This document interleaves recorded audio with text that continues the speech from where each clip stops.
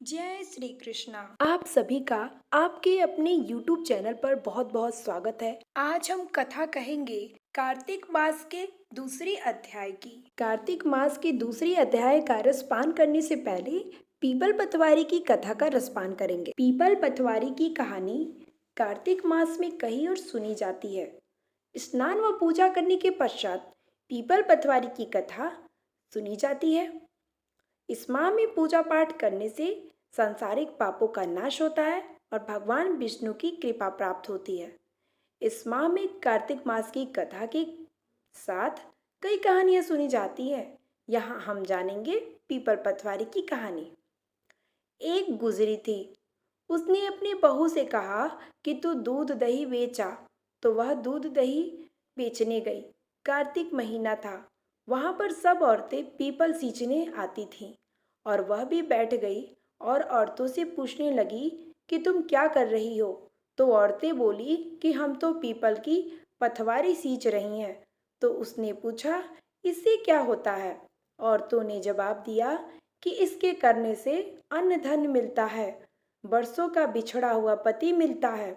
उस गुजरी ने कहा कि तुम तो पानी सींच रही हो, मैं दूध दही से सींचूंगी। उसकी सास रोज कहती कि तू दूध दही बेचकर पैसे ला दे। तो उसने कहा जब कार्तिक का महीना पूरा हो जाएगा तब ला दूंगी। और कार्तिक का महीना पूरा हो गया। पूर्णिमा के दिन गुजरी पीपल पतवारी के पास धारणा लेकर बैठ गई। पीपल ने पूछा, तू यहाँ क्यों बैठी है? उसने कहा, मेरी सास दूध दही के पैसे मांगेगी। तो पीपल ने कहा, मेरे पास पैसे नहीं है। यह पत्थर, डंडे, पान, पत्ते पड़े हैं, वह ले जा और गुल्लक में रख देना। जब सास ने पूछा, पैसे लाई है? तो गुजरी ने कहा, मैंने पैसे गुल्लक में रखे हैं। तब सास ने गुल्लक खोल कर देखी तो सास देखती रह गई। उसमें हीरे मोती जगमगा रहे हैं। पत्थर, डंडे और पत्तों का धन हो गया। सास बोली कि बहू इतना पैसा कहाँ से लाई? तो बहू ने आकर देखा तो बहुत धन पड़ा है। तब गुजरी ने कहा, सासू जी, मैं तो एक महीना दूध दही से पीपल की पतवारी में सींचा था और मैंने इससे धन मांगा तो इसने मुझे पत्थर, डंडे, पत्ते दिए थे जो मैंने गुल्लक में रख दिए थे और वह हीरे मोती हो गए। तब सासू जी ने कहा कि अब की बार मैं भी पतवारी सींचूंगी। सासू दूध दही तो बेच आती और हांडी धोकर पीपल पतवारी में रख आती। बहू से कहती कि तू मेरे से पैसे मांग। तो बहू ने कहा कि कभी बहू भी सास से पैसे मांगती है? तो सास बोली कि तू मेरे से पैसे मांग। तो बहू ने सास से दूध दही के पैसे मांगे। तो सासू जी पीपल पतवारी पर जाकर धारणा लेकर बैठ गईं।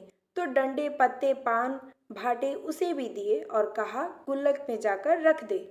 फिर बहू ने खोलकर देखा तो उसमें कीड़े मकोड़े चल रहे थे। गुजरी ने सास से कहा, यह क्या है? तो सास देखकर बोली कि पीपल पतवारी ने तो तेरे को अन्न धन दिया और मुझे कीड़े मकोड़े दिए। तब सब बोले कि बहू तो सत से सींचती थी और सासू जी धन की भूख से सींचती थी। इसलिए हे पतवारी माता, जैसे बहू को दिया वैसे सबको देना और सासू जी को दिया वैसा किसी को मत देना। यह थी पीपल पतवारी की कहानी। अब दूसरे अध्याय की कथा शुरू करते हैं।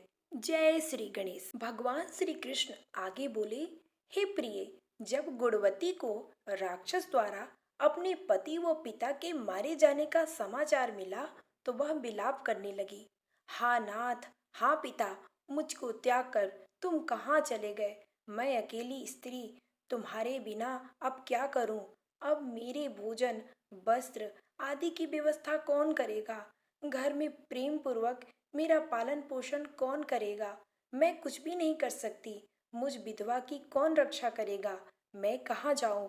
मेरे पास तो अब कोई ठिकाना भी नहीं रहा। इस प्रकार विलाप करते हुए गुणवती चक्कर खाकर धरती पर गिर पड़ी और बेहोश हो गई। बहुत देर बाद जब उसे होश आया तो वह पहले की ही भांति करुण विलाप करते हुए शोक सागर में डूब गई। कुछ समय के पश्चात जब वह संभलती तो उसे ध्यान आया कि पिता और पति की मृत्यु के बाद मुझे उनकी क्रिया करनी चाहिए जिससे उनकी गति हो सके। इसलिए उसने अपने घर का सारा सामान बेच दिया और उससे प्राप्त धन से उसने अपने पिता व पति का श्राद्ध आदि कर्म किया। तत्पश्चात वह उसी नगर में रहते हुए आठों पहर भगवान विष्णु की भक्ति करने लगी। उसने मृत्यु पर्यंत तक नियम पूर्वक सभी एकादशियों का व्रत और कार्तिक महीने में उपवास एवं व्रत किए। हे प्रिय, एकादशी और कार्तिक व्रत मुझे बहुत ही प्रिय है। इनसे मुक्ति, भुक्ति, पुत्र तथा संपत्ति प्राप्त होती है। कार्तिक मास में जब तुला राशि पर सूर्य आता है और ब्रह्मा मुहूर्त में उठकर स्नान करने के व्रत व उपवास करने वाले मनुष्य मुझे बहुत प्रिय हैं, क्योंकि यदि उन्हें पाप भी किए हों तो स्नान व व्रत के प्रभाव से उन्हें मोक्ष प्राप्त हो जाता है। कार्तिक के स्नान, जागरण, दीपदान तथा तुलसी के पौधे की रक्षा करने वाले मनुष्य साक्षात विष्णु भगवान के समान है। कार्तिक मास में मंदिर में झाड़ू लगाने वाले, स्वास्तिक बनाने वाले तथा भगवान विष्णु की पूजा करने वाले मनुष्य जन्म मरण के चक्कर से छुटकारा पा जाते हैं। यह सुनकर गुणवती की प्रति वर्ष श्रद्धा पूर्वक कार्तिक का व्रत और भगवान विष्णु की पूजा करने लगी। हे प्रिय, एक बार उसे ज्वर हो गया और वह बहुत कमजोर हो गई। फिर भी वह किसी प्रकार गंगा स्नान के लिए चली गई। गंगा तक तो वह पहुंच गई, परंतु शीत के कारण वह बुरी तरह से कांप रही थी। इस कारण वह शिथिल हो गई। जब मेरे दूत उसे मेरे धाम में ले आए, तत्पश्चात ब्रह्मा आदि देवताओं की प्रार्थना पर जब मैंने कृष्ण का अवतार लिया तो मेरे गण भी मेरे साथ इस पृथ्वी पर आए, जो इस समय यादव हैं। तुम्हारे पिता पूर्व जन्म में देव शर्मा थे, तो इस समय सत्राजित हैं। पूर्व जन्म में चंद्र शर्मा जो तुम्हारा पति था वह डाकू है, और हे देवी, तुम्ही वह गुणवती है।